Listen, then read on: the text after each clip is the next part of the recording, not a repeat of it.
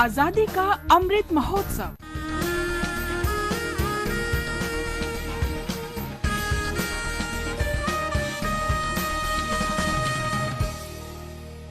आजादी का सफर आकाशवाणी के संग। भारत का शानदार स्वाधीनता संघर्ष आधुनिक विश्व के महानतम संघर्षों में से एक है। आकाशवाणी आपके लिए रोजाना ला रही है इस शानदार संघर्ष की झलक। जय जय जय जय गर्वे गुजरात,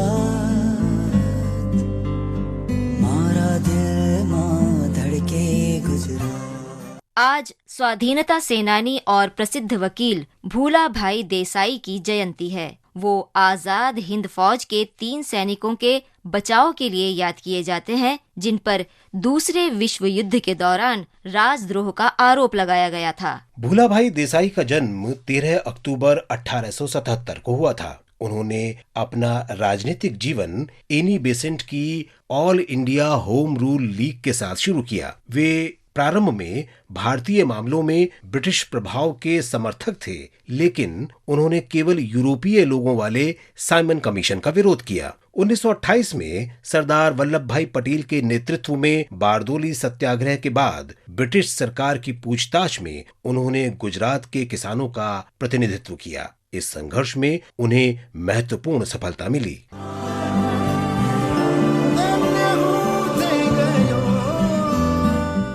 देसाई 1930 में औपचारिक रूप से इंडियन नेशनल कांग्रेस में शामिल हुए। उन्होंने स्वदेशी सभा बनाई और 80 कपड़ा मिलों को इसमें शामिल होने के लिए मनाया। इसका उद्देश्य भारतीय कंपनियों द्वारा विदेशी सामान का बहिष्कार करना था। अंग्रेजों ने स्वदेशी सभा को अवैध घोषित कर दिया और भूला भाई की गतिविधियों के कारण 1932 में उन्हें गिरफ्तार कर लिया। जब कांग्रेस कार्यकारिणी का पुनर्गठन हुआ तो सरदार वल्लभ भाई पटेल के कहने पर भूला भाई को कार्यकारिणी में शामिल किया गया।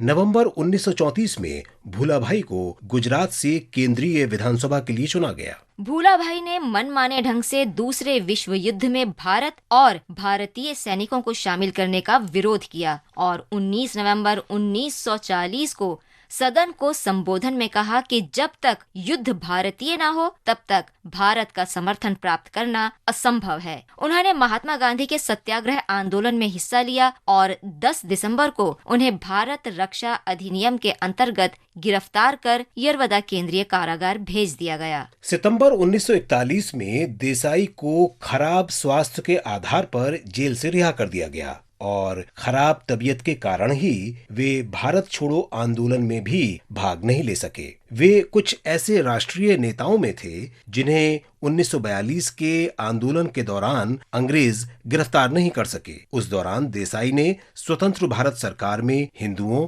और मुसलमानों की संयुक्त पसंद के लिए लियाकत अली खान के साथ बातचीत शुरू की, लेकिन ये बातचीत असफल रही।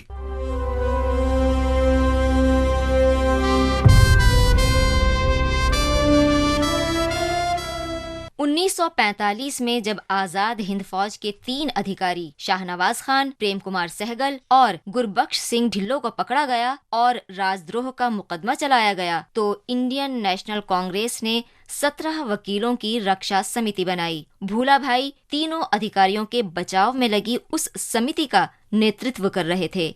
खराब स्वास्थ्य की परवाह न करते हुए देसाई ने आजाद हिंद फौज के अधिकारियों के बचाव में जोरदार तर्क रखे, लेकिन ब्रिटिश जजों ने तीनों को दोषी माना और आजीवन कारावास की सजा सुनाई। बाद में भारत सरकार ने उन्हें रिहा किया। बिगड़ते स्वास्थ्य के बावजूद भूला भाई जीवन भर स्वाधीनता संघर्ष और राष्ट्रवादी आदर्शों के लिए प्रतिबद्ध रहे। मातृभूमि के लिए प्रेम और अदम्य भावना के लिए भूला भाई देसाई को शत शत नमन। आज बस इतना ही। आजादी का सफर आकाशवाणी के संग। कल फिर मिलेंगे नई कड़ी के साथ।